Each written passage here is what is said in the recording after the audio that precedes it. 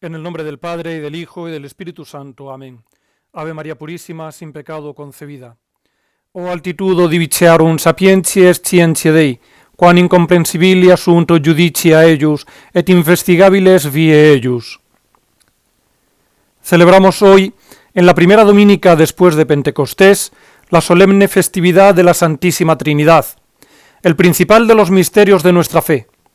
No podía ser de otra manera, pues nada más derramarse el Espíritu Santo sobre su Iglesia, se empezó a divulgar la verdad revelada, dando a conocer la esencia trina de Dios y bautizando a todos aquellos que la aceptaban en el nombre del Padre y del Hijo y del Espíritu Santo, para hacerlos herederos de la gloria y coherederos con Cristo. He empezado este sermón con la epístola de San Pablo a los romanos, que hoy nos trae la liturgia a nuestra consideración. Oh profundidad de los tesoros de la sabiduría y de la ciencia divina, cuán incomprensibles son sus juicios e impenetrables sus caminos. Oh profundidad, oh altura, oh vastedad inabarcable para la razón humana. ¿Cómo poder explicar, cómo poder entender este inmenso y sublime misterio? Todo intento resulta fallido. Todas las analogías y comparaciones usadas para explicarlo son imperfectas, pues así como no se puede encerrar el agua de todos los lagos, ríos y mares océanos del mundo en el agujero hecho por un gusano en la madera, así tampoco podemos encerrar este incomprensible e impenetrable misterio en la razón humana. Misterio que sólo podemos aceptar y creer por la fe, porque Dios así nos lo ha revelado. Que tres personas son un Dios, y un Dios son tres personas. Que en ellas hay unidad en la esencia divina, sin confusión de personas. Distinción de personas sin separación de la esencia. Que las tres personas, siendo distintas, son coeternas, consubstanciales, increadas. Mas una vez aceptado y creído, todos los demás misterios son iluminados de manera incomparable. Todo tiene sentido a la luz de la Santísima Trinidad. Intentaré, por lo tanto, en este sermón, hacer un modesto acercamiento a este gran misterio, y para ello empezaré a analizar las definiciones que Dios da de sí mismo y nos enseñan las Sagradas Escrituras. Cuando Moisés habló con Dios en la zarza ardiente y recibió el mandato de sacar a su pueblo de la esclavitud de Egipto, el profeta le preguntó su nombre, y Dios se reveló como el que soy, aunque la palabra hebrea Yahvé, propiamente dicha, abarca los tres tiempos del verbo, es decir, el que es, el que era y el que será. Pues sólo Dios puede decir de sí mismo, con propiedad, que es el que es, ya que Él es el ser eterno, el que es por excelencia, el principio y origen de todo lo que es, Él solo que es infinito, inmutable, innecesario, Él solo que es existente por sí mismo, sin necesidad de otro ser para llegar a ser, Él solo que es subsistente, la realidad con mayúsculas, Él solo que es en acto puro de ser, como se dice en filosofía, sin necesidad de otro para ser, y que no puede llegar a ser, pues ya es, el que es, que fue, es y será en acto, en el presente eterno de Dios, que hace que todo sea y llegue a ser, al transmitir a las cosas su propio acto de ser, su actualidad, su realidad. Sólo Él puede decir de sí mismo que es toda virtud o fuerza, capaz de crearlo todo, de moverlo todo, sin que en Él haya movimiento alguno, cual primer motor inmóvil de toda la creación, capaz de atraerlo todo hacia sí, y fuera del cual no ha habido, hay ni habrá más fuerza o virtud. Sólo Él puede decir de sí mismo que es toda excelencia, pues excelencia quiere decir lo que es superior, lo que es sobresaliente, lo que sobresale, y fuera del cual no ha habido, hay ni habrá excelencia alguna, nada más que sobresalga fuera de él. Solo él puede decir de sí mismo que es toda perfección, pues perfecto es lo que es completo, aquello que está hecho completamente y que nada más lo puede completar, al que no le falta nada más para ser y fuera del cual no ha habido, hay ni habrá perfección alguna. Solo él puede decir de sí mismo que es todo unidad, pues uno es lo que es unificado, lo que es sin división, lo que es indiviso, lo que es y es sin otro igual a él, y fuera del cual no ha habido, hay ni habrá unidad indivisa alguna. Solo él puede decir de sí mismo que es todo bondad, pues bueno es lo que es suficiente, es decir, lo que actúa y logra un efecto, y fuera del cual no ha habido, hay ni habrá bondad o eficiencia alguna. Solo él puede decir de sí mismo que es toda belleza, pues él es toda hermosura, fuera de la cual no ha habido, hay ni habrá nada bello, nada hermoso, nada deseable. Solo él participa a las cosas su acto de ser, su virtud, su excelencia, su perfección, su unidad, su bondad, su belleza, y todo lo que es por él, con él y en él, y fuera de él no ha habido, hay ni habrá cosa alguna. En griego, lo que es se dice toon, que es como llamaban los filósofos griegos a lo que es. En latín se dice ens, y en español decimos el ente. Así pues, podemos decir con San Atanasio de Alejandría y otros santos padres de la Iglesia que la primera persona de la Santísima Trinidad es toon, lo que es, el ente, y transmite el ser a las cosas haciendo que las cosas sean. Ahora bien, el que es y es bueno, actúa, y en ese actuar se dirige hacia el efecto de su acción. Dicho de otra manera, el ente, la realidad eterna, infinita y buena, toon, se piensa a sí mismo desde toda la eternidad. Dios piensa su pensamiento, nos decía Aristóteles, y Dios ve su bondad, su belleza, su virtud. Y esa mirada, por ser de un Dios, es idéntica a Él, es otro Él. Ese pensamiento, por ser de un Dios, es vivo como Él infinito, consciente, subsistente, perfecto, personal. El que es se dirige hacia su pensamiento, pues la realidad desea pensarse, ser pensada, conocida, y tiende voluntariamente hacia el pensamiento. Toon, el ente, pensándose, conociéndose a sí mismo, engendra al conocimiento. Y este conocimiento, por ser el conocimiento de un Dios, es también Dios. Es su imagen, su luz, su pensamiento, su Hijo, engendrado antes de la aurora de las cosas desde la eternidad. Él es el conocimiento eterno e infinito. Así queda constituida la segunda persona de la Santísima Trinidad. Estamos acostumbrados a oír hablar del Hijo como la palabra o el verbo de Dios, que viene a su vez del término latino verbum. Pero el apóstol San Juan, que escribió su evangelio en griego koiné, en el prólogo usa el término griego hologos,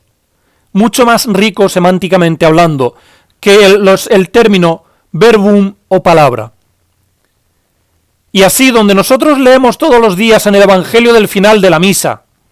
in principio erat verbum et verbum erat apud Deum et Deus erat verbum, es decir, En el principio era la palabra, y la palabra estaba junto a Dios, y la palabra era Dios. Sin embargo, en el original griego leemos lo siguiente: en argé en hologos, kai hologos en prostonceon, kai theos en hologos. Para los filósofos griegos, que son a quienes San Juan dirigió su evangelio, hologos es la inteligencia, conocimiento o razón que dirige, ordena y da armonía al universo. De igual manera, al conocimiento o razón que abstrae y ordena la realidad, le corresponde expresarla. Logos no solo es el conocimiento o razón de la realidad, sino que también es su expresión o palabra. Pues la palabra encierra en sí misma, bajo el signo lingüístico formado por un conjunto de letras, el significado o realidad abstraída y ordenada para poderla nombrar. Por lo tanto, logos quiere decir pensamiento, conocimiento, razón, orden, palabra. Todo eso quiere decir logos. En español nos hemos quedado solo con esta última acepción, palabra. Pero cuando San Juan enseña a los filósofos de Atenas que el Hijo es el logos de Dios, lo que está diciendo es que Cristo es el conocimiento o razón de Dios, el orden con mayúsculas y la expresión de la realidad, del ente, de Toón, del que es. Y así pues, su palabra. Pues Cristo, cual signo divino lingüístico, encierra en su naturaleza humana la realidad de Dios y la hace sensible, perceptible, expresable. Efectivamente, para comunicarse con los hombres y darles a conocer al Padre, tuvo que materializarse, tuvo que encarnarse la eterna expresión divina de la realidad eterna, la segunda persona de la Santísima Trinidad, el Logos. Como dice San Juan de la Cruz con San Agustín de Hipona, una palabra habló el Padre, que fue su Hijo. Por eso, como le dijo nuestro Redentor a San Felipe, el que me ha visto a mí, ha visto al Padre. Pues Él es su expresión, su imagen, el pensamiento materializado de la realidad divina,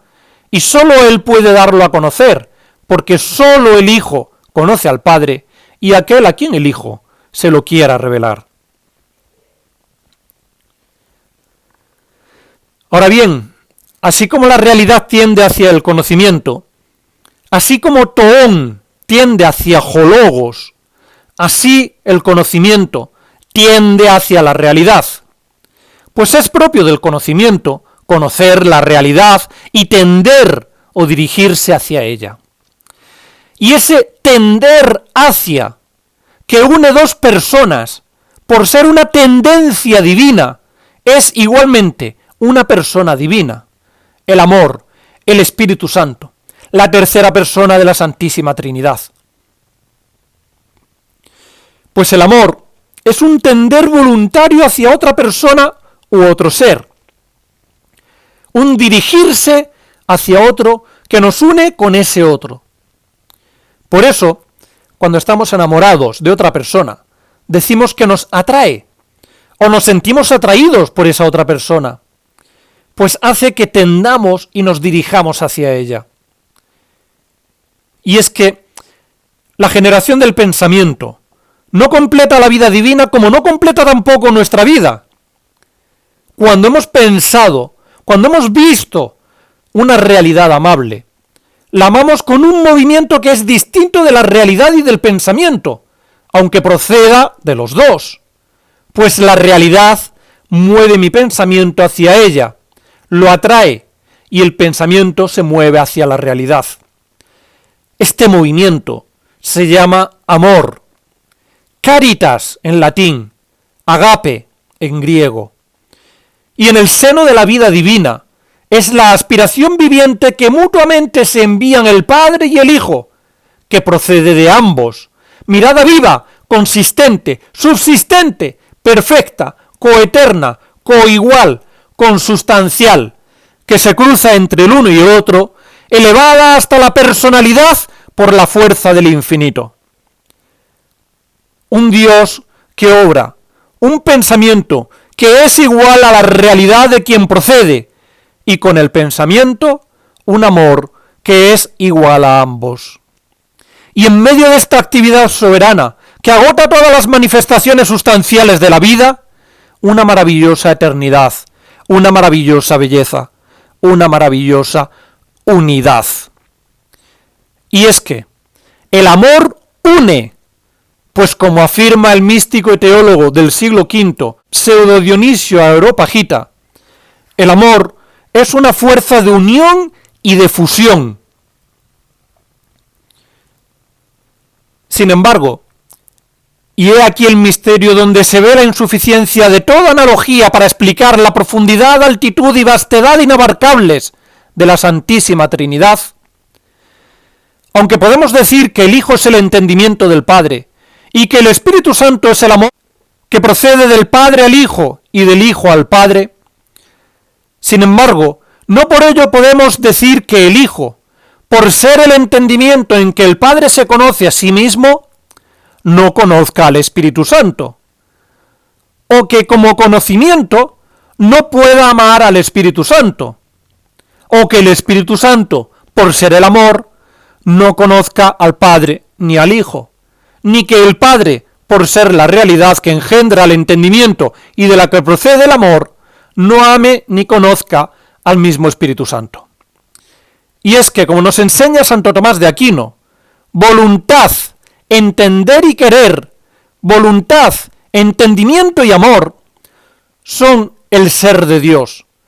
y por tanto su esencia divina, una, única e indivisa para las tres personas, de un Dios que es amor, que es razón, que es realidad, subsistentes. Pero, ¿en qué momento revela Dios su Trinidad a los hombres? Nos enseña la Iglesia, por boca de San Fulgencio de Ruspe, en la Sagrada Liturgia de hoy, y lo hemos leído en la lectura cuarta del segundo nocturno de Maitines, de la fiesta que celebramos en este día, en el oficio divino, que la fe que los santos patriarcas y los profetas recibieron de Dios antes de la encarnación de su Hijo, la fe que los santos apóstoles recibieron de la boca de Dios encarnado y que el Espíritu Santo les enseñó, proclama con la unidad de Dios la Trinidad que está en él, es decir, el Padre, el Hijo y el Espíritu Santo. Por lo tanto, ¿ya los santos padres y los profetas recibieron de Dios la fe en la Trinidad? Pues sí, y así vemos en varios lugares de la Sagrada Escritura, como ya desde el primer capítulo del Génesis, donde se relata la majestuosa manifestación del Dios Trino en la creación. Allí podemos ver cómo Dios crea todo hablando. Fiat lux, hágase la luz. Fiat firmamentum, hágase el firmamento. Y dijo Dios que se unan las aguas. Y dijo Dios, germine la tierra hierba verde. Fiat luminaria, háganse lumbreras. Y dijo Dios, produzcan las aguas. Y dijo Dios, produzca la tierra. Ahora bien, si solo Dios es y puede ser creador desde la nada, y Dios crea por imperativo de su voluntad, hablando, expresando su propia voluntad, si Dios crea por su palabra, o bien la palabra es un instrumento del que Dios se sirve, ajeno a él mismo, y entonces no sería omnipotente, pues necesitaría una herramienta para crear las cosas, o bien necesariamente su expresión, su palabra, es Dios mismo, y es diferente de Dios siendo Dios. Por eso, y con razón, nos dice San Juan en su prólogo al Evangelio, que la palabra estaba junto a Dios, y Dios era la palabra, y todas las cosas por ella fueron hechas. Incluso, antes de relatar la creación, en el segundo versículo, se dice que el Espíritu de Dios se movía sobre las aguas, y en ese movimiento comunicaba a las aguas la fecundidad y la virtud de producir vida. Y es que el Espíritu de Dios es el que vivifica la creación a la que el Padre transmite su realidad, expresándola por medio de su palabra, por medio del Hijo. Ahora bien, si solo Dios es y puede ser vida, y se sirve de su Espíritu para vivificar la creación, o bien el Espíritu es una herramienta de Dios para infundir vida, y por lo tanto no sería Dios omnipotente, pues necesita de una herramienta para vivificar, o necesariamente su Espíritu es Dios mismo y diferente de Dios, siendo Dios. Y así como el Hijo es la expresión del Padre, la expresión de la realidad, y por tanto la vida, yo soy la vida, nos dijo una vez encarnado en el cenáculo, el Espíritu Santo como amor de Dios, con el que Dios tiende y se dirige hacia su creación, es el que vivifica la realidad por él pensada y expresada en el Hijo. Pues la vida es un acto voluntario del amor, y sólo el amor puede transmitirla. Por eso el Espíritu de Dios, como amor que es el vivificador. De esta manera, tenemos a Dios Padre, que transmite la realidad a la creación, hecha en su palabra y vivificada por su Espíritu. Es más, mientras que toda la creación la hace por imperativo de su voluntad, a través de su palabra, expresándose en singular, sin embargo, al crear al hombre, Dios cambia su modo de hablar y dice, hagamos al hombre a imagen y semejanza nuestra, usando no el singular, sino el plural. Y es que la realidad eterna y creadora entra en consejo consigo mismo, con su entendimiento y con su amor vivificante. Y de esta manera, en la creación del hombre, resplandece y brilla más sublimemente aún el profundo misterio de la unidad en la Trinidad. Más adelante, en el capítulo 18 del Génesis, vemos al patriarca Abraham, padre de los creyentes, ante los 3 ángeles en la encina de Mambré, y aunque vio a 3, se postró delante de ellos adorándolos como a uno solo, diciéndoles en singular, Señor, si he hallado gracia en tu presencia, no pases de largo. En este hecho, ha visto la Iglesia y los santos padres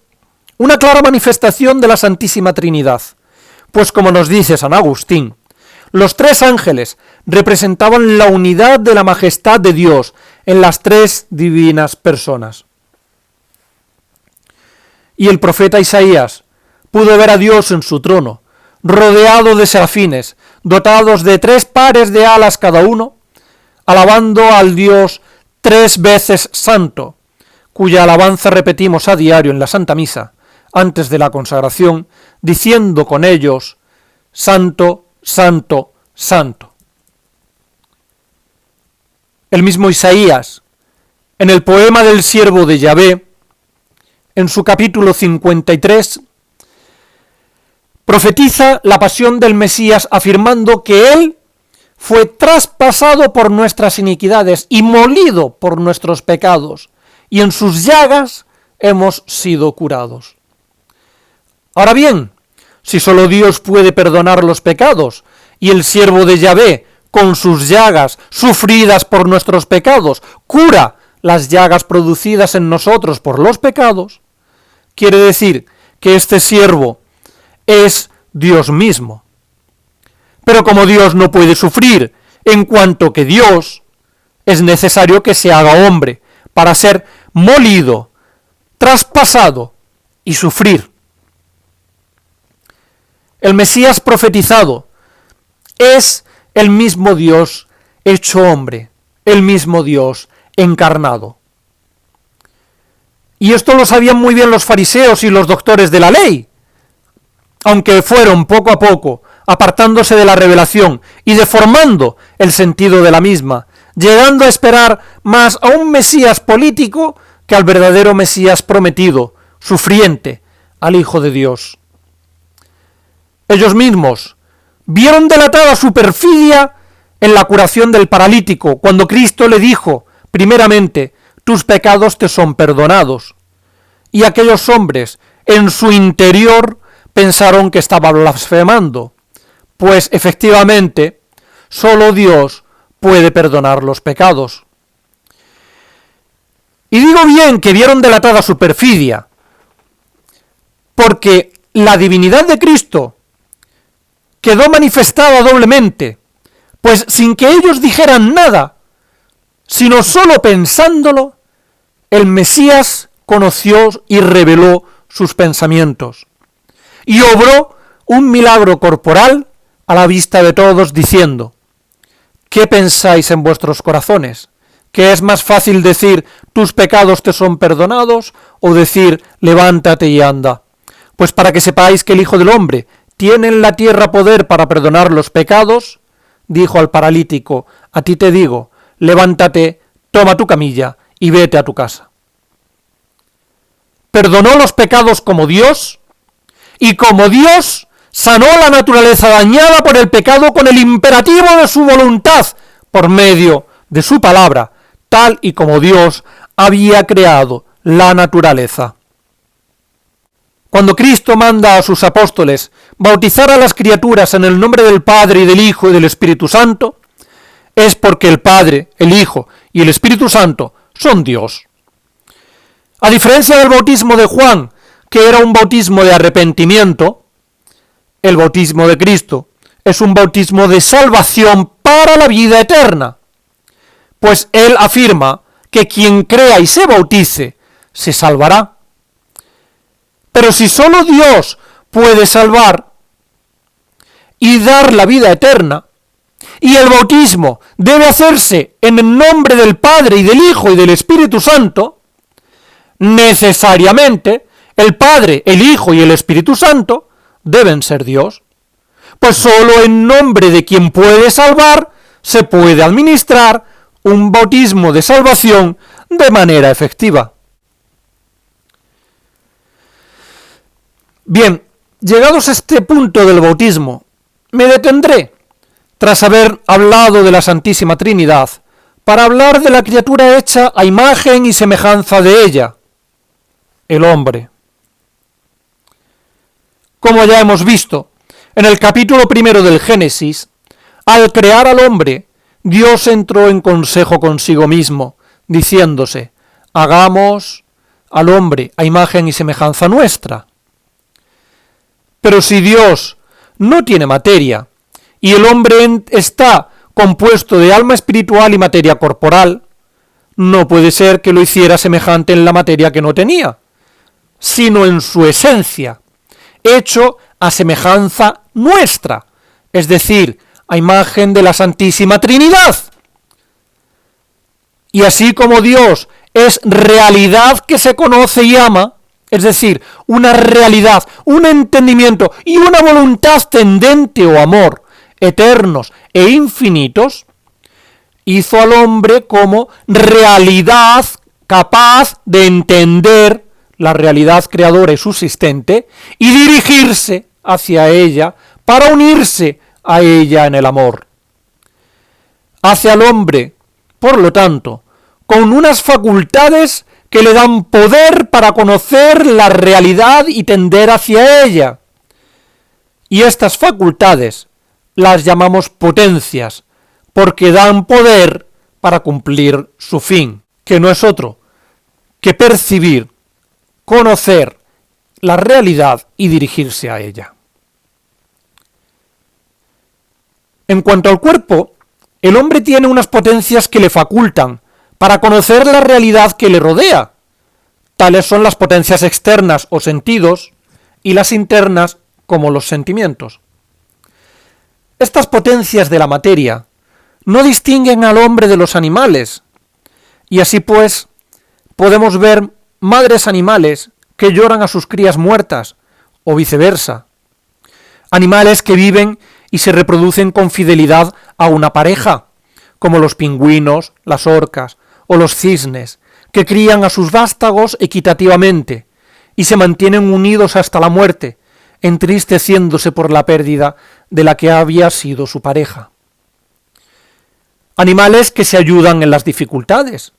animales que van a morir al mismo lugar en que habían nacido, animales que acarician con su cuerpo los restos de sus crías, padres, miembros de su manada, en señal de luto y tristeza. Animales que son leales a sus amos, que se alegran cuando los ven, dando muestras efusivas de ello. Animales que se dejan morir de pena ante la pérdida de su amo. Y es que estos sentimientos, comunes a la materia, no nos asemejan a Dios. Antes bien, deben estar sometidos a la parte más noble del hombre, que es el alma inmortal, hecha a imagen de la Trinidad. En cuanto al alma, el hombre posee facultades para entender la realidad, tras ordenar y abstraer la información percibida por las potencias del cuerpo, de manera que pueda elevarse hacia la realidad subsistente, buena, bella, eterna y deseable en sí misma, es decir, hacia Dios, y facultad para querer dirigirse hacia Él tras haberle conocido, es decir, con entendimiento o logos y con voluntad tendente para unirse a Dios en el amor. Dios le comunica, por tanto, un alma espiritual e inmortal como Él, y como Él, capaz de conocer y de amar, de sabiduría, de virtud, de gracia, de bienaventuranza. Esto es, de ver y de gozar a Dios, como Dios se ve a sí mismo en el Hijo y se goza o ama en el Espíritu Santo. Entendimiento y voluntad son las dos potencias superiores del alma inmortal que nos asemejan a Dios y a las que todos los sentimientos y todas las potencias del cuerpo deben estar sometidas. Debemos conocer a Dios tal y como se nos ha revelado, con asentimiento del entendimiento como potencia superior del alma, pues Dios no nos puede engañar. La fe es la virtud por la que el entendimiento asiente y acepta como ciertas las verdades reveladas por Dios y propuestas por su Iglesia. Y este entendimiento debe mover a la otra potencia del alma, a la voluntad, para querer dirigirse hacia Dios, sumo bien y bondad infinita, en un movimiento que es el amor, una fuerza de unión y de fusión con Dios, tal y como nos enseñaba el pseudo-Areopagita. Pues Dios es caridad, y quien permanece en la caridad, permanece en Dios y Dios en él, como nos recuerda San Juan en su primera epístola. Y es que el amor con mayúsculas, agape o caritas, consiste en amar a Dios sobre todas las cosas y a los hombres en Dios, tal y como son amados por Dios, hasta dar la vida por ellos, para que se salven y tengan vida eterna. Pues al fin y al cabo, que una madre ame a sus hijos por el hecho de haberlos engendrado, no la distingue de los animales. Antes bien, la caridad consiste en amarlos en Dios y por Dios, hasta preferir, como decía la reina Santa Blanca de Castilla, a su hijo, el rey San Luis de Francia, verlos muertos, asesinados por sus peores enemigos, antes que apartados de Dios por un pecado mortal. Que un esposo ame a su esposa por sentimiento, afinidad, atracción o fidelidad no lo distingue de los animales. Antes bien, debe amarla virtuosamente, buscando en ella una compañera para la salvación y siendo para ella un compañero para la salvación, para llevarse, para dirigirse con caridad en mutua compañía hacia Dios. Un claro ejemplo de caridad en Dios entre los cónyuges frente al amor carnal como sentimiento lo tenemos entre los santos mártires Nicandro y Marciano, quienes, habiendo sido soldados del ejército romano, dejaron la vida militar para no perseguir a los cristianos ni sacrificar a los ídolos, por lo que sufrieron vejaciones, torturas y el martirio en el año 303. Y así, Santa Daría, la esposa de Nicandro, lo animaba públicamente para que perseverase en la fe, deseándole que viva en Dios para que nunca muera, y que pudiera mediar por ella ante Dios tras su muerte, para que ella pudiera salvarse también. Siguiendo, pocos días después, Daría a Nicandro en la palma del martirio. Sin embargo, la esposa de Marciano actuó de manera contraria, gimiendo, llorando e intentando conmover a su esposo para que se apartase de la fe, apostatase y renegase de Cristo, y pudiera así vivir con ella y con su hijo pequeño. Mientras que Daría amaba con caridad ardiente a su esposo, pues lo amaba en Cristo, por Cristo y para Cristo, y ese amor de Dios los unió para acompañarse en la entrada en la gloria, compartiendo la corona del martirio, la esposa de Marciano profesaba por él un amor que era puro sentimiento o pasión carnal, pues lo amaba no en Dios ni para Dios, sino en ella y para ella. Por eso, y con razón, enseña el divino entendimiento encarnado a Nicodemo que para salvarse el hombre debe nacer de nuevo por el agua y el Espíritu Santo. Pero, ¿en qué consiste ese nacer de nuevo? Nacer es empezar a vivir. El hombre compuesto de cuerpo y de alma, una vez que ha nacido en el cuerpo, ya no puede volver a nacer, como bien entendía Nicodemo, pues ya ha empezado a vivir. Ahora bien, hemos dicho que la vida es fruto del amor. El Padre, pensando al hombre en el Hijo, le concede el ser y se mueve hacia él, amándolo en el Espíritu Santo, dándole vida por la tercera persona de la Santísima Trinidad. De igual manera, el hombre, hecho a imagen y semejanza de la Santísima Trinidad, tras haber conocido a Dios y creído en Él, con fe o asentimiento de su entendimiento o logos como facultad superior del alma, debe unirse a Dios, dirigiéndose a Él con una voluntad decidida, con la fuerte querencia que une y fusiona, es decir, con amor. De esta manera, el hombre, imagen humana de la Trinidad, como realidad con entendimiento y voluntad, conociendo y amando la realidad, entendimiento y amor infinitos, se une y fusiona con Dios, que es vida, y dejando la muerte del alma, en la que se encuentra por el pecado, empieza a nacer en la vida por medio de aquel que le atrae, que le mueve hacia sí y lo vivifica, y que es el Espíritu Santo, esa fuerza que vivifica, uniendo y fusionando en la vida por el amor. Pero como el hombre, formado de alma y de cuerpo, percibe la realidad por los sentidos y las potencias del cuerpo, quiso Cristo, nuestro Señor, crear los sacramentos como signos sensibles y visibles para transmitir eficazmente la gracia invisible. Y por eso instituyó el bautismo, sirviéndose del agua y de la fórmula trinitaria como medio eficaz para unirnos a su cuerpo místico. No podemos obviar, sin embargo, que para que un sacramento sea confeccionado real y válidamente, hacen falta 3 elementos, a saber, materia, forma e intención.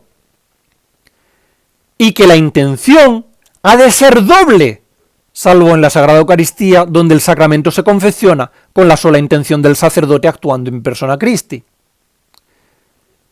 Tan necesaria es la intención del ministro que confecciona el sacramento de hacer lo que hace la Iglesia, como la intención del sujeto que lo recibe de recibir lo que le entrega la Iglesia. Es decir, de querer recibir el sacramento con asentimiento del entendimiento,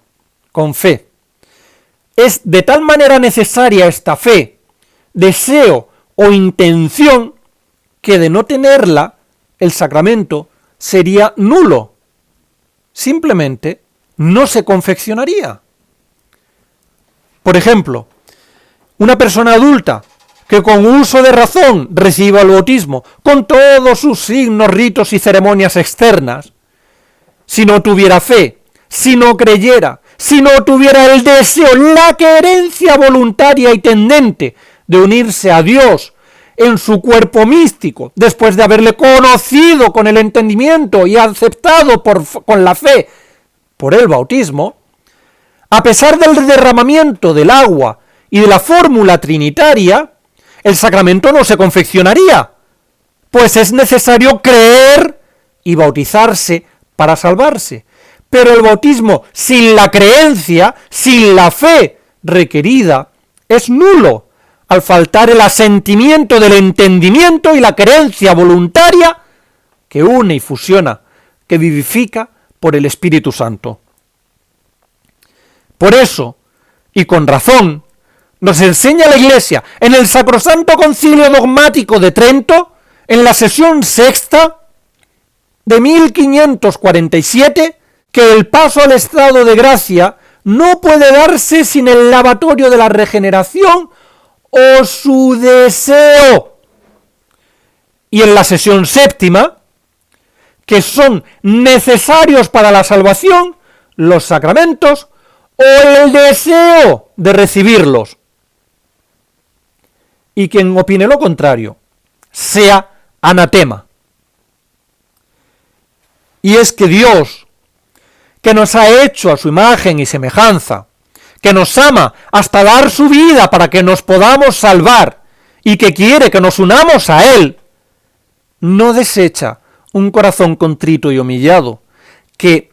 arrepentido de sus pecados, tras haberlo conocido y creído en Él, con el asentimiento de su entendimiento como potencia del alma, que posee a imagen de la segunda persona de la Santísima Trinidad, tienda con su voluntad, como otra potencia del alma, que posee a imagen de la tercera persona de la Santísima Trinidad, para unirse a Él en el amor. ¿Cómo sería posible que Dios rechazase a quien, deseando unirse a Él por el bautismo, muriese antes de recibir el agua del sacramento? O a quien, antes de recibir el agua regeneradora y queriendo ser bautizado en la Iglesia Católica, sellase ese deseo con su propia sangre, en testimonio martirial de la fe, y aún así Dios los condenase al fuego eterno. Afirmar esto,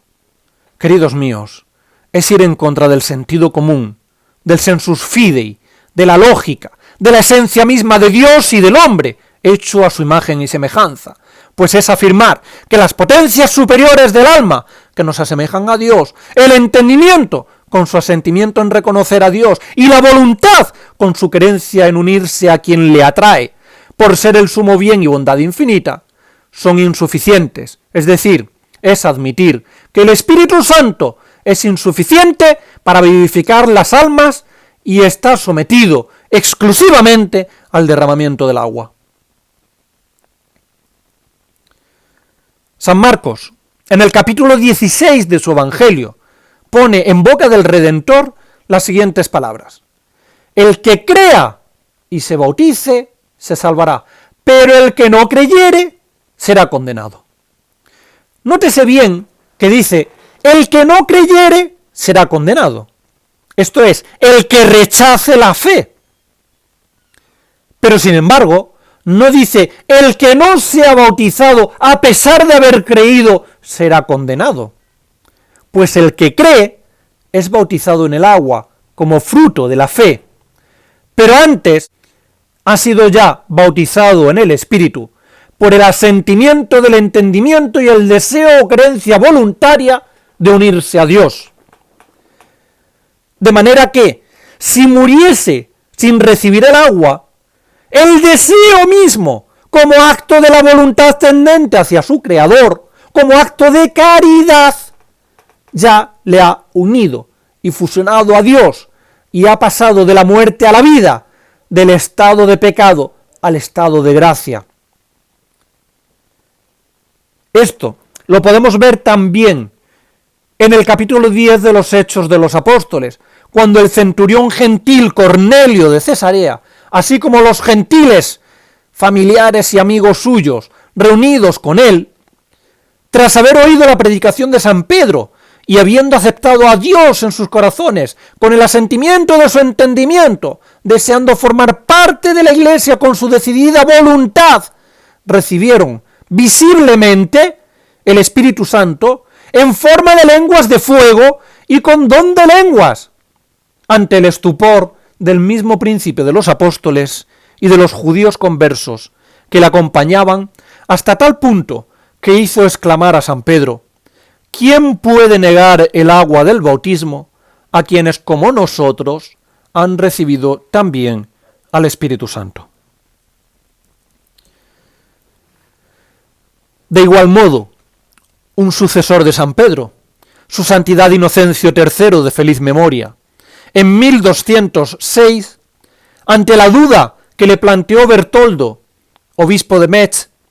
sobre la validez del bautismo de un judío que, viviendo entre judíos y habiendo conocido la fe de Cristo, queriendo ser bautizado, al morir y no poder recibir el agua del sacramento, él mismo, con el deseo de unirse a Dios en su Iglesia católica, se autobautizó a sí mismo.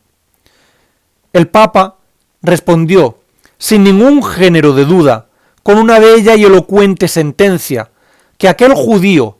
aunque el bautismo requiere de un ministro que lo confeccione y un sujeto que lo reciba, de manera que el mismo sujeto no puede ser ministro para sí mismo, sin embargo, aquel judío, nada más morir, habría volado al instante a la patria celeste, por la fe en el sacramento, aunque no por el sacramento de la fe. Es decir, que se habría salvado por el deseo del bautismo o bautismo de deseo. Es triste ver cómo en nuestros días, en medio de la grandísima confusión que impera por doquier, hay quienes niegan el bautismo de deseo y el bautismo de sangre, aseverando, sin ningún rubor, con una legalidad asesina,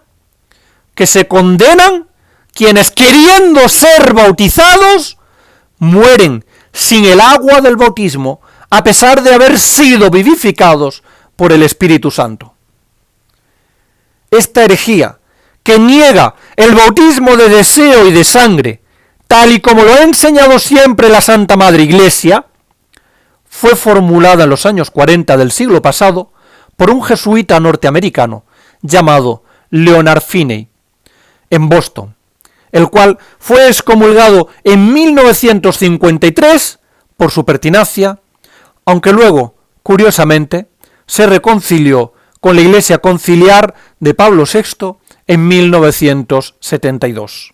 sin renegar de su herética doctrina.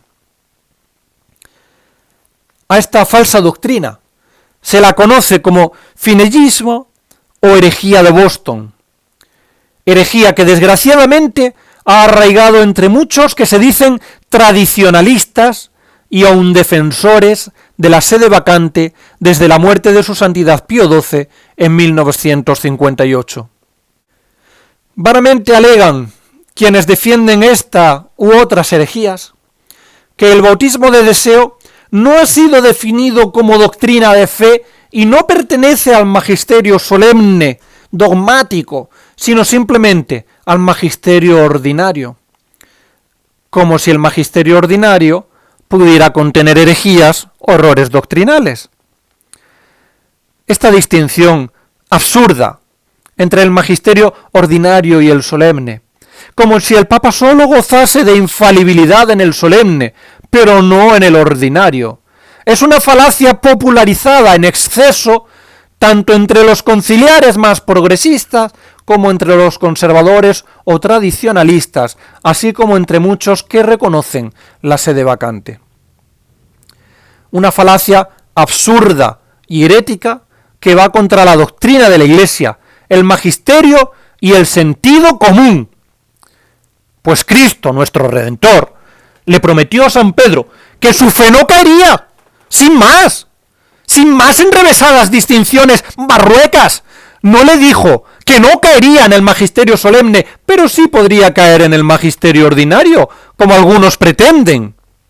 Como si ambos magisterios pudiesen separarse y fuesen independientes o distintos. Como si ambos magisterios no estuviesen íntimamente unidos y no fuesen la expresión de una misma y única actividad docente del magíster o maestro. Es más, la Iglesia enseña solemnemente en el magisterio del Concilio Ecuménico y Dogmático del Vaticano de 1870, en la Constitución Dogmática Dei Filius, que ambos magisterios, tanto el ordinario como el solemne, están al mismo nivel en cuestión de fe, pues ambos deben ser creídos con la misma fe divina y católica, con la que creemos la Sagrada Escritura y la tradición. Lo que quiere decir que ambos tienen a Dios por origen, y por lo tanto, como Dios no puede engañarnos ni engañarse, no es posible que en el magisterio ordinario pueda haber error doctrinal alguno. Es más, su Santidad Pío XII, en el numeral 14 de su encíclica Humani Generis de 1950, en la que habla sobre las falsas opiniones contra los fundamentos de la doctrina católica, afirma que cuando los romanos pontífices pronuncian una sentencia en el magisterio ordinario sobre cuestiones discutidas entre teólogos, esa cuestión ya no se puede tener como de libre discusión. Esta novedosa distinción en el asentimiento del magisterio ordinario frente al solemne ha sido condenada, entre otros, por Pío XII, y nunca ha sido enseñada por la Iglesia. Se popularizó sobre todo a partir del Vaticano II como absurda solución para resistir las herejías de un pretendido magisterio ordinario del concilio, plagado además de herejías. Por lo que aquellos que, haciendo gala de su presunta defensa de la tradición de la Iglesia, enarbolan esta distinción y resisten el magisterio ordinario, militan bajo la bandera de los enemigos de la Iglesia y llaman mentiroso a Cristo al considerar que la fe de Pedro puede caer en el magisterio ordinario y que la Iglesia pueda engañarse ordinaria, pero no solemnemente, en el más habitual magisterio. Pero es que, además, el bautismo de deseo y el deseo de los sacramentos como requisito para la salvación es una doctrina enseñada no solo en el magisterio ordinario, sino solemnemente en el Concilio de Trento, en el magisterio solemne de la Iglesia, como ya hemos visto, y fijada con anatemas. Además, el bautismo de deseo fue enseñado también por los papas como su Santidad Inocencio III, quien en su magisterio ordinario, como pastor y maestro supremo, enseña contundentemente la verdad de fe del bautismo de deseo a la Iglesia universal, representada en el obispo de Metz, quien había elevado aquella duda de fe al vicario de Cristo y cabeza de la Iglesia. Por lo que comprometió la infalibilidad papal al afirmar que aquel judío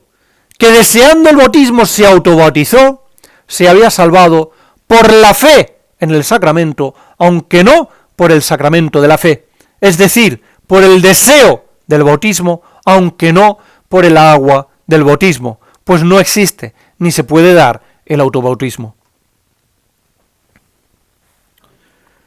De los 7 sacramentos instituidos por Cristo,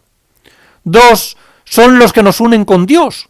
pasando de la muerte que supone el pecado a la vida de la gracia. 2 son los que nos vivifican, por lo que se les conoce como sacramentos de muertos, a saber, el bautismo y la penitencia,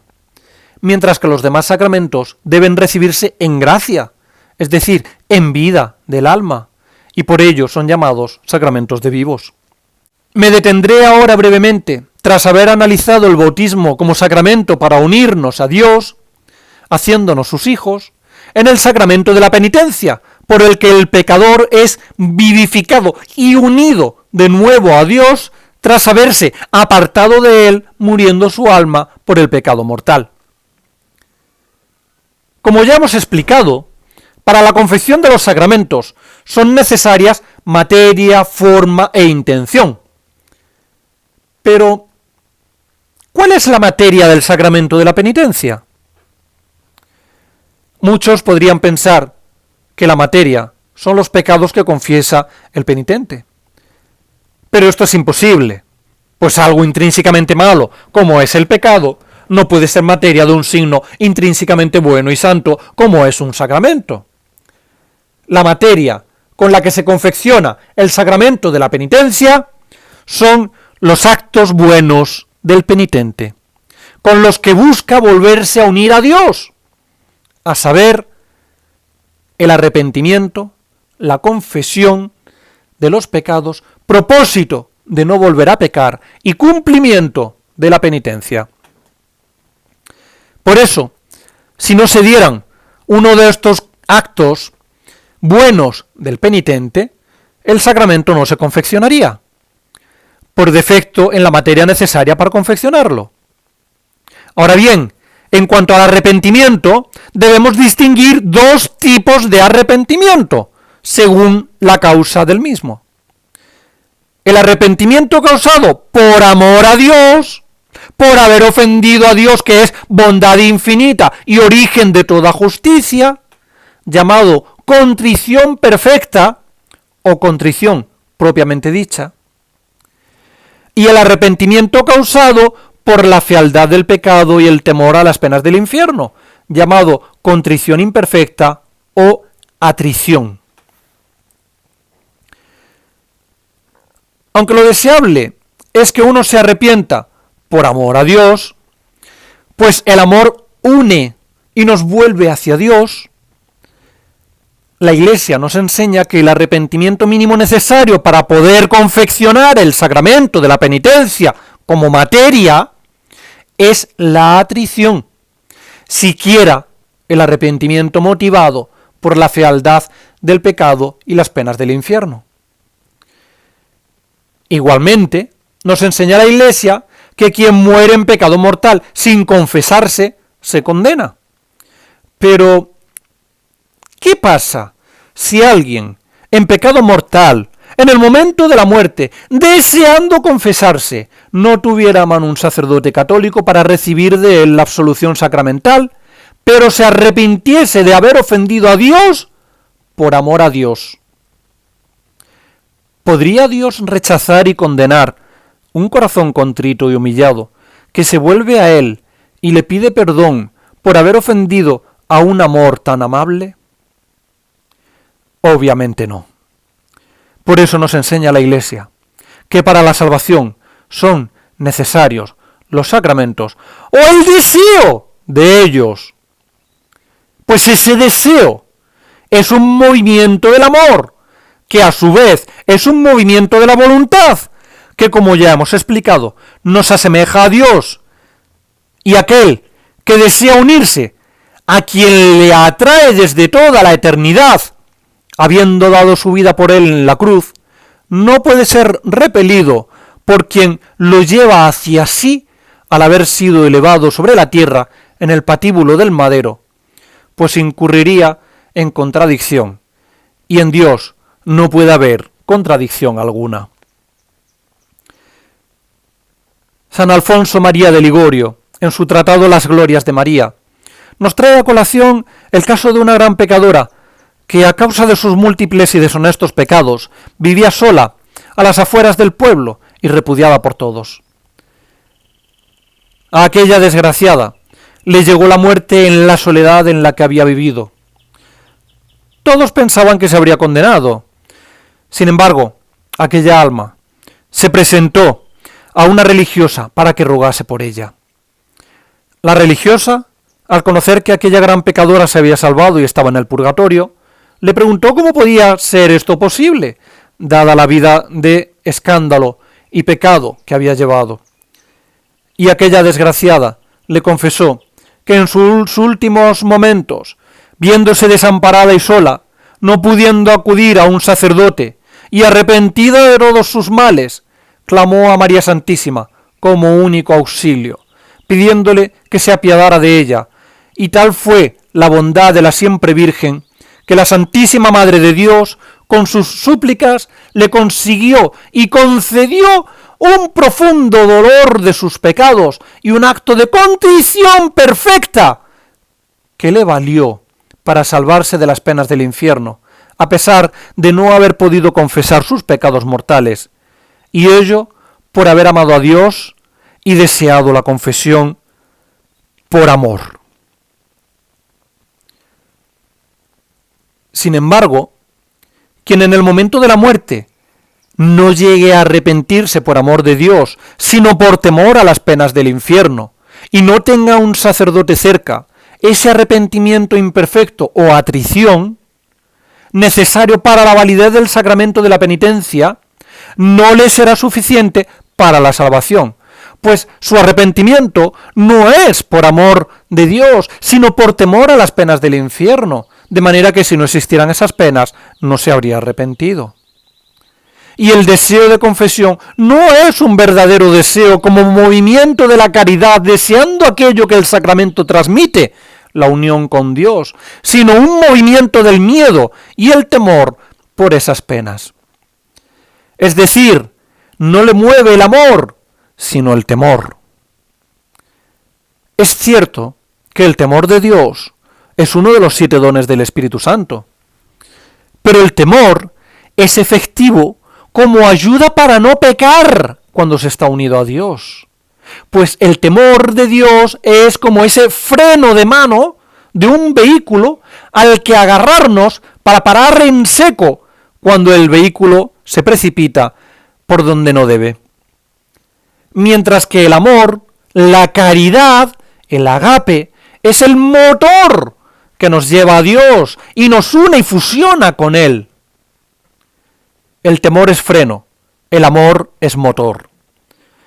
El temor impide la separación, pero no mueve. El amor mueve. El amor es soldadura efectiva que une y fusiona. El temor nos mantiene en Dios, pero no nos devuelve a Él, mientras que el amor nos devuelve, nos une y nos vivifica. Por eso, cuando nos hemos separado de Dios por el pecado, el temor no une lo que está separado, no nos devuelve a Dios, sino va acompañado de la absolución sacramental, es decir, de la gracia de Dios que nos une a Él y que nos transmite por pura gracia en el sacramento. Pero si no podemos recibir el sacramento, no nos unirá con Dios, y quien muera en pecado mortal, sin un acto de contrición perfecta, sin un acto de amor, efectivamente se condenará. Pues de nada sirve temer a Dios para salvarnos, si habiendo pecado, no le volvemos a amar. Con razón nos enseña el evangelista San Juan en su primera epístola, sucinta y solemnemente, que en la caridad no hay temor. Antes, la perfecta caridad echa fuera el temor, porque el temor supone castigo, y así el que teme no es consumado en la caridad. Sobra decir que cuando se habla de contrición perfecta, como acto de amor, caridad o agape, implica odio y aversión al pecado, y propósito de no ofender a Dios. De lo contrario, no sería un verdadero acto de caridad, pues no se puede querer ofender a quien se ama, ni amar aquello que odia y ofende a la persona amada. Esto es especialmente importante, saberlo y recordarlo, máxime en los tiempos que nos ha tocado vivir, en los que cada vez es más difícil, y en muchas ocasiones incluso casi imposible, encontrar a un verdadero sacerdote católico del que poder recibir los sacramentos. Es importante recordar que no todo vale, pues no se pueden recibir los sacramentos fuera de la Iglesia católica, a pesar del deseo que tengamos de recibirlos. No se pueden recibir los sacramentos de los herejes, ni de los cismáticos, ni de los apóstatas, pues participar de las cosas sagradas con los herejes ha estado, está y estará siempre terminantemente prohibido por la Iglesia católica, bajo pena de pecado mortal y sacrilegio. Por lo que los sacramentos recibidos de herejes o cismáticos, ya sean orientales griegos, bizantinos, coptos, armenios u occidentales, conciliares partidarios del Vaticano II o no, tradicionalistas o no, son siempre ilícitos y aun incluso nulos, según el sacramento como el de la penitencia, en el caso del que el sacerdote sea verdadero sacerdote, salvo en artículo mortis. A este respecto, conviene recordar el valiente testimonio del mártir Santo Tomás Moro, quien poco antes de subir al cadalso recibió la visita de un sacerdote católico que había apostatado abrazando el cisma de Enrique VIII, para confesarle y darle el sagrado viático. Este sacerdote era verdadero sacerdote, y en sus manos llevaba verdaderamente al Creador del universo, oculto en las especies eucarísticas, a quien aquel santo mártir deseaba ardientemente unirse en lo más hondo de su alma. Sin embargo, Santo Tomás, postrándose en tierra, adoró a su Señor y Creador presente en las manos de aquel impío sacerdote, pero se negó a recibirlo, y menos aún a ser confesado por aquel apóstata, pues como abogado que era y conocedor de la doctrina católica, sabía que recibir la Sagrada Comunión en aquellas circunstancias era hacerse cómplice del cisma y le habría servido para cometer sacrilegio, separarse implícitamente por los actos de la Iglesia y precipitarse en el fuego eterno. Y conviene recordar que son herejes los que niegan o dudan de manera consciente y voluntaria una verdad contenida en el magisterio, tanto ordinario como solemne, la Sagrada Escritura o la tradición apostólica, tal y como nos enseña la Iglesia en la Constitución Apostólica Dei Filius del Concilio Ecuménico y Dogmático del Vaticano de 1870. Son herejes los que niegan de alguna manera la Santísima Trinidad, ya sea expresa o implícitamente. Son herejes los que niegan la divinidad del Hijo o del Espíritu Santo, ya sea expresa o implícitamente. Son herejes los que se someten a los herejes, reconociéndolos como pastores en contra de lo que enseña la Iglesia, como si un hereje que enseña el error para la condenación pudiera gobernar a las almas para la salvación, como si pudiera tener jurisdicción aunque sea solo para reconocerlos y resistirlos. Son herejes los que rezan con los herejes, o se unen a ellos en el canon de la misa creyendo estar en una iglesia con los herejes, cuando la Iglesia Católica es una iglesia no de herejes, según se contiene en la profesión de fe propuesta por su santidad Inocencio III a los valdenses. Son herejes los que rezan con los paganos o los idólatras a un supuesto mismo Dios común. Son herejes los que creen que todas las religiones son medios de salvación. Son herejes los que niegan el bautismo de deseo de sangre en contra del magisterio ordinario, de la Sagrada Escritura y del más elemental sensus fidei. Hay que tener en cuenta que Dios no pide imposibles, pues de hacerlo no sería bueno, sino un ser despótico y tirano, y esto no puede ser. Ni dejará Dios que seamos tentados más allá de nuestras posibilidades, ni nos reclamará Dios aquello que no esté al alcance de nuestras manos.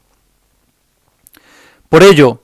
es de vital importancia, hoy como siempre, y quizás más que nunca, dada la tribulación en la que estamos viviendo, que cada uno se ejercite continuamente en amar a Dios todos los días de su vida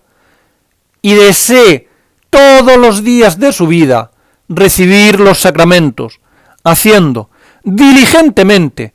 todo lo posible para recibirlos y manifestando, en caso de no poderlos recibir, ese ardiente deseo a Dios con abundantes actos de contrición y comuniones espirituales. Ahora bien, ante la imposibilidad de la recepción de los sacramentos, conviene, por tanto, actualizar sin cesar ese amor y deseo como movimiento del amor para unirnos a Dios. Pues aunque es cierto que los milagros existen, como el de la pecadora que nos relata San Alfonso María de Ligorio, no es menos cierto que lo normal o habitual es que un árbol torcido, a la hora de ser talado, caiga del lado hacia el que se había inclinado durante toda su vida. Por eso, mientras vivas, procura inclinar el árbol de tu vida hacia el lado de Dios, ejercitándote diariamente en amarle y desearle. No esperes, oh pecador, la hora de la muerte, confiado en que podrás alcanzar un acto de contrición perfecto, que no sabes si llegará. Ni postergues los sacramentos de manera negligente. Antes bien, como virgen prudente, procura tener llena tu lámpara con el aceite de la caridad y rellenarla sin cesar con ese deseo ardiente, o bien recibiendo los sacramentos, o bien deseándolos, para que cuando llegue el esposo te encuentre con la lámpara de la fe encendida, alimentada por el óleo de la caridad. Procurad actualizar la presencia de Dios en vuestras vidas, estéis donde estéis y hagáis lo que hagáis. Procurad esforzaros en amar a Dios y pedid que no os falte nunca la caridad, pues quien pide lo que necesita para la salvación, con la voluntad movida por el entendimiento, no será desoído por quien dio su vida para salvarlo, y por quien dijo que quien pide en la oración al Padre en nombre del Hijo, el Padre le concederá lo que pida. Y acudid continuamente a María Santísima, Madre del Amor Hermoso, tesorera del manantial inagotable de todas las gracias que es el corazón sagratísimo de Cristo, su Hijo, y pedidle las gracias de la perseverancia actual en el día a día, la perseverancia final en el último trance y un acto de contrición perfecta en la hora de la muerte. Pedidle que no os deje vivir y morir en pecado mortal, que no os deje ofender al sumo bien y bondad infinita, y poned todo de vuestra parte, y que os alcance un odio y aversión tremenda al pecado. Habiendo hablado de los sacramentos de muertos, del bautismo y la penitencia, y del deseo de ellos, como necesarios para la salvación, para la vida eterna, terminaré este punto trayendo a colación la ignorancia invencible, por estar relacionado también con el deseo como movimiento de la voluntad, potencia superior del alma, que nos asemeja al Espíritu Santo, y por ser el tercer punto en negar el hereje Finney y sus seguidores de la herejía de Boston. Por ignorancia invencible debemos entender aquella que es verdaderamente insalvable para una persona, es decir, que verdaderamente esa persona no tenga posibilidad alguna de conocer el Evangelio y que Cristo es Dios. Tal era el caso de los nativos americanos antes de la llegada de los misioneros españoles. ¿Qué pasaría si una persona, sin posibilidad alguna de conocer a Cristo y su Iglesia católica, pero amando el bien y rechazando el mal, e intentando observar los mandamientos de la ley de Dios infundidos por el mismo Creador en el corazón del ser humano, por lo que se les conoce como ley natural, se abstuviese toda su vida de pecar y se dirigiese hacia el bien? Su Santidad Pío IX, en 1854, el día siguiente a la proclamación del dogma de la Inmaculada Concepción, ante todos los cardenales de la Santa Madre Iglesia allí reunidos, en su alocución Singular y Quadam, afirma lo siguiente: en efecto, por la fe, debe sostenerse que fuera de la Iglesia Apostólica Romana nadie puede salvarse, que esta es la única arca de salvación, que quien en ella no hubiera entrado perecerá en el diluvio. Sin embargo, también hay que tener por cierto que quienes sufren ignorancia de la verdadera religión, si aquella es invencible, no son ante los ojos del Señor reos por ello de culpa alguna. Efectivamente, Dios, que es justo, no puede culpar de no conocerle a quien no le puede conocer por imposibilidad real. No son culpables, por tanto, de no creer, puesto que no han rechazado la fe al no haberla recibido, pero sí lo serían de no cumplir el resto de mandamientos de la ley natural, o alguno de ellos, pues el hombre, por voluntad divina, nace con esa ley en su corazón. Ahora bien, si como hemos dicho, se diera el caso de una persona que viva acorde con la ley natural, amando el bien y deseando tender a él, y rechazando el mal, ese deseo como acto del amor al bien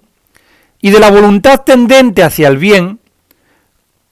haría suponer la intención de aceptar el bien con mayúsculas, el bien revelado, al Dios uno y trino, y unirse a él si lo hubiera podido conocer. Si esto fuera así, solo Dios lo sabe, y solo Él puede juzgar, pues como enseña su Santidad Pío IX, no podemos atrevernos a poner límites a la misericordia divina, que es infinita, lejos de nosotros querer escudriñar los ocultos consejos y juicios de Dios, que son abismo grande, y no pueden ser penetrados por humano pensamiento. De lo que sí podemos estar seguros, y debemos tener por cierto, es que Dios no podrá culpar a esa persona, la cual, de salvarse, sería no por estar fuera de la Iglesia, donde no hay salvación, sino por el deseo de unirse al bien y de haber abrazado la revelación y sus sacramentos, si lo hubiera sido enseñado y lo hubiera sido posible. Pues como ya hemos explicado, el hombre debe nacer por el agua y por el Espíritu Santo, y por eso es necesaria para la salvación la recepción de los sacramentos o el deseo de los mismos. No quiere esto decir, como muchos vanamente pretenden con el indiferentismo religioso, y el mismo Papa condena en la mencionada alocución, que cualquier religión sirva para salvarse, incluso cuando los que la profesan cumplan devotamente sus preceptos, pues de lo contrario habría que admitir que los nativos americanos que practicaban y participaban en la ejecución de sacrificios humanos con mucha devoción y fervor, o aquellos que acudan a meretrices sagradas donde las haya, o que persigan y maten cristianos porque lo manda su religión, o que intenten entrar en trance y comunicarse con entidades espirituales que no son de Dios precisamente, se habrían podido salvar a pesar de incumplir los mandamientos. No obstante, cuáles sean los límites de la ignorancia invencible es bastante complicado de señalar, y a día de hoy diríamos que casi imposible que exista tal ignorancia, pues ¿en qué país no se ha oído hablar en absoluto y bajo ningún concepto de la Iglesia Católica o de Cristo con los medios de comunicación que existen hoy en día? Además, hay que tener en cuenta que la ignorancia invencible debería estar acompañada de una vida verdaderamente honesta y virtuosa, acorde en todo a la ley natural, que no necesariamente a los preceptos de las falsas religiones. Y es evidente que tras la caída de Adán, viviendo el hombre en estado de naturaleza caída, es bastante difícil la práctica de las virtudes verdaderas, pues incluso con la ayuda de la gracia santificante, en la naturaleza redimida que poseemos los bautizados, es algo que supone una lucha continua y diaria y un combate ímprobo. Terminaré este sermón haciendo mención a una de las muchas herejías contra la Santísima Trinidad, el principal misterio de nuestra fe, y que está a día de hoy muy extendida. La de considerar que quienes adoran a un único Dios, mal llamados monoteístas, adoran al mismo Dios. Para empezar, me gustaría aclarar que la fe en un único Dios, exclusivo y excluyente, surgió como fruto de la revelación hecha por Dios a los patriarcas y profetas, cuya fe, como ya hemos afirmado al principio de este sermón citando a San Fulgencio, proclama con la unidad de Dios la Trinidad que está en él. Y esto es así desde el versículo 2 del primer capítulo del Génesis, que es el primer libro de la Biblia. Mientras que las demás religiones creían en la existencia de varios dioses, o en el mejor de los casos, de una deidad tribal o nacional, pero sin excluir la existencia de otras deidades. Como fruto de la deformación de la revelación, aparecieron dos religiones monólatras, es decir, que adoran a un ídolo unipersonal, pero no al único Dios revelado, uno y trino. Tales son el judaísmo rabínico talmúdico, que rechaza y deforma la revelación, y el Islam, que surgió en el siglo VII, deformando la revelación deformada por el judaísmo talmúdico, presente en la Meca y al que tuvo acceso Mahoma. Los judíos, que no reconocieron a Cristo como Mesías prometido, al verse cumplidas en él todas las profecías del Antiguo Testamento, especialmente aquellas que hacían alusión al siervo de Yahvé, como Mesías sufriente, tras haber sido expulsados de Jerusalén por Tito en el año 70, sin templo, sin sacrificios, sin culto, tuvieron que inventarse una nueva religión, y entonces tomaron la decisión de eliminar dichas profecías de la Biblia, en concreto del conocido como canon alejandrino o de los 70 varones que había sido fijado en el siglo II a.C. Destruyeron así la fe en el Dios trino revelado y se inventaron un ídolo unipersonal, por lo que llamarlos hermanos mayores en la fe, como hacen en la Iglesia del Vaticano II, es una falacia y una herejía.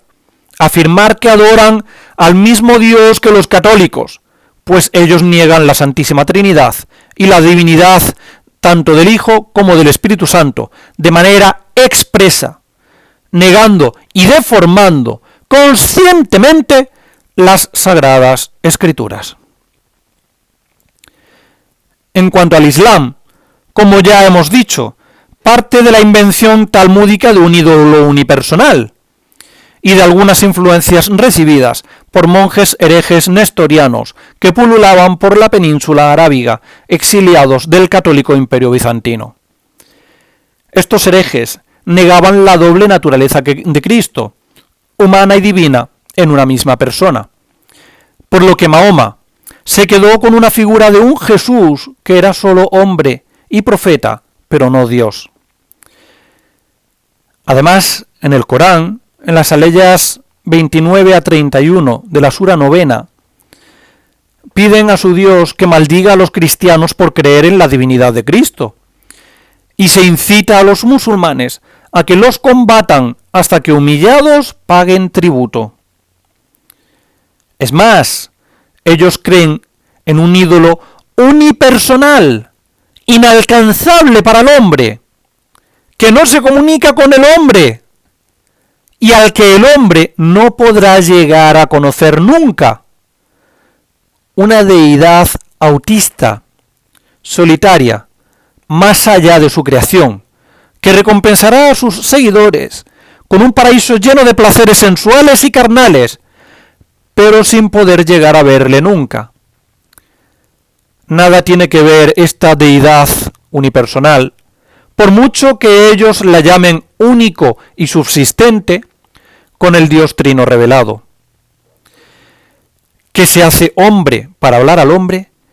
que se le da en alimento y de cuya presencia gozarán quienes se salven al poseer la visión beatífica. Que los monólatras judíos o musulmanes crean en un ídolo al que ellos llamen único, no quiere decir que verdaderamente crean en el único y trino Dios, a quienes ellos rechazan expresa y abiertamente. Por eso, lo que hizo Wojtyla en 1985 en el estadio de Casablanca ante un auditorio de 80.000 jóvenes musulmanes que niegan expresamente la divinidad del Hijo y del Espíritu Santo, que creen en una deidad unipersonal, al afirmar que los cristianos y los musulmanes creemos en el mismo Dios, el Dios único, el Dios vivo, el Dios que crea los mundos y que conduce a sus criaturas a su propia perfección, fue una grandísima herejía,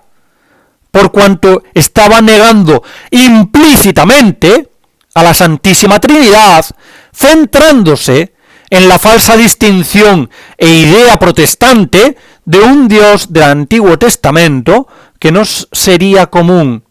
y un Dios del Nuevo Testamento, lo cual es completamente absurdo. Como ya hemos explicado, sobre todo en el sermón anterior del día de Pentecostés, un hereje lo es por negar o dudar voluntaria y conscientemente, en eso consiste la pertinacia, una verdad de fe que debe ser creída. Toda negación puede ser explícita o implícita. Si yo salgo a la calle y viendo que está nevando, afirmo expresamente, hace frío, estoy negando implícitamente que haga calor. Y así, una afirmación expresa es a su vez una negación tácita o implícita, pero al fin y al cabo, una negación. En vano justifican a Wojtyla, quienes dicen que aquello no fue una declaración de su magisterio, ni la proclamación de ningún nuevo dogma, pues la herejía es herejía por negar expresa o implícitamente una verdad, pero no por el ámbito donde se produzca esta negación.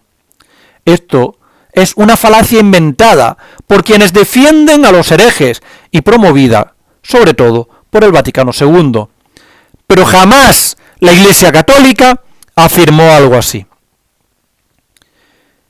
¿Y hay mayor verdad que debamos creer los católicos que la Trinidad de personas en la unidad de la sustancia divina?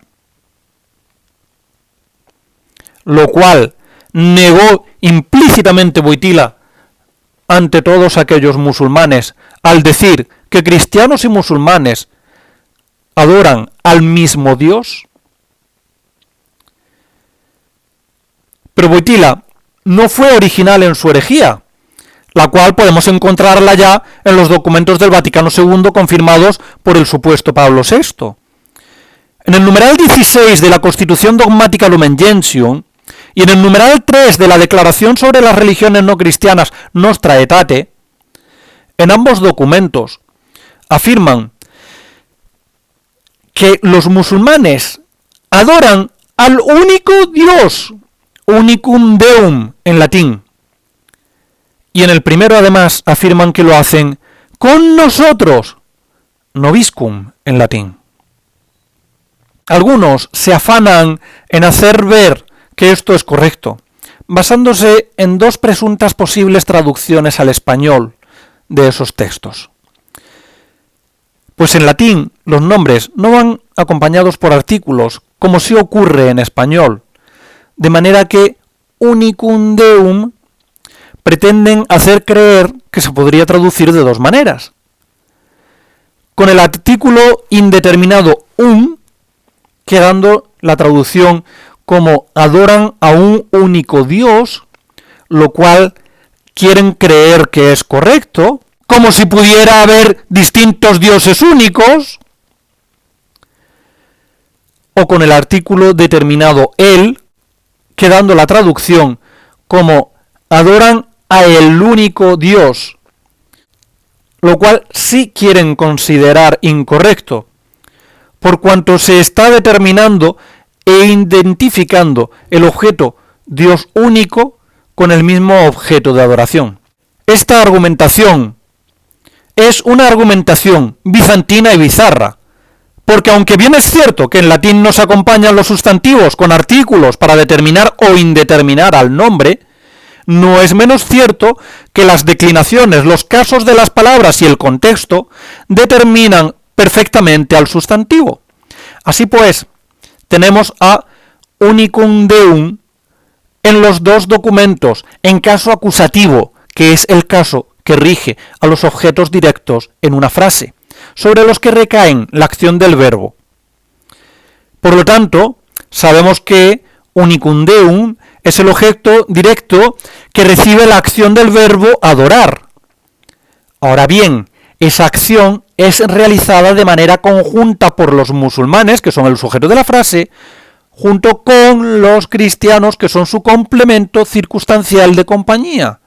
Por lo que al ser una acción conjunta y haber un mismo objeto directo, que es unicum Deum, único Dios, este objeto es necesariamente el mismo.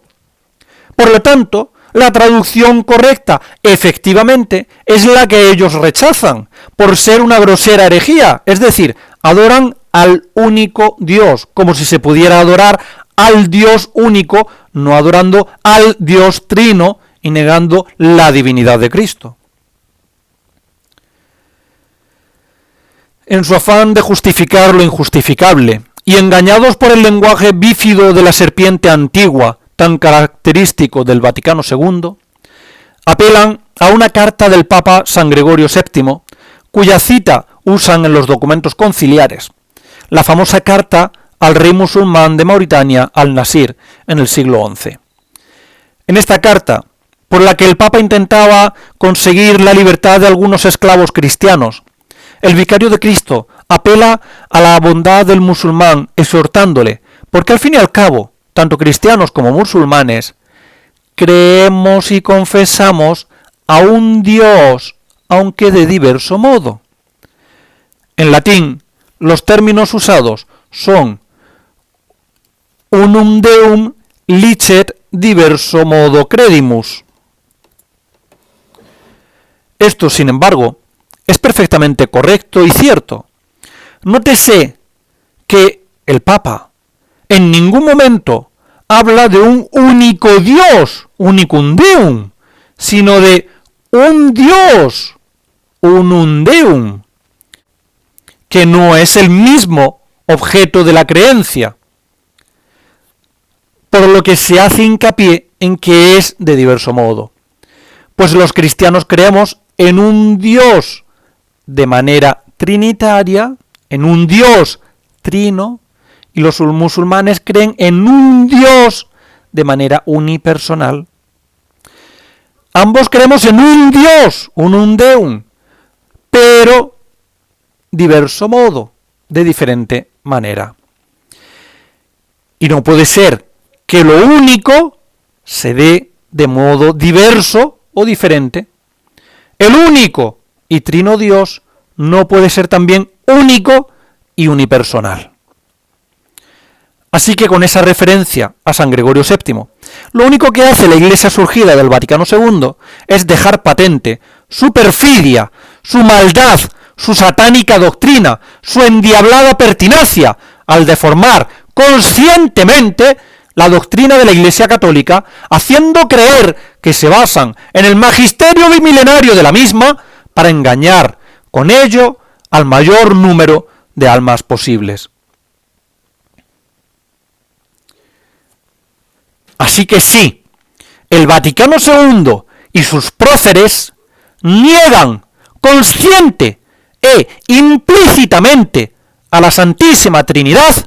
en sus documentos, en su magisterio oficial y delante de quien haga falta, como hizo el polaco, delante de 80.000 musulmanes. La Iglesia surgida del Vaticano II profesa la fe en un Dios único, común a los monólatras musulmanes y rabínico-talmúdicos, y que nada tiene que ver con el único y trino Dios. Pidamos a la Santísima Virgen María, hija del Padre, madre del Hijo, esposa del Espíritu Santo, templo y sagrario de la Santísima Trinidad, trono de la sabiduría increada, que se apiade de nosotros, que nos guíe por el único camino de verdad y vida, que es Cristo, su Hijo, y su esposa y cuerpo místico, de la que ella es también madre. Y que ella, por quien entró la luz increada en el mundo, ilumine nuestras almas, que ilumine nuestro entendimiento, para que mueva nuestra voluntad, de manera que tendamos hacia Dios, buscando diligentemente y deseando entrar y permanecer en la única arca de salvación a la que se accede por la puerta lateral del costado abierto del Redentor, que es la pura, santa, inmaculada, apostólica y no de herejes Iglesia Católica. Doloroso e inmaculado corazón de María, sed nuestra salvación. En el nombre del Padre, y del Hijo, y del Espíritu Santo. Amén.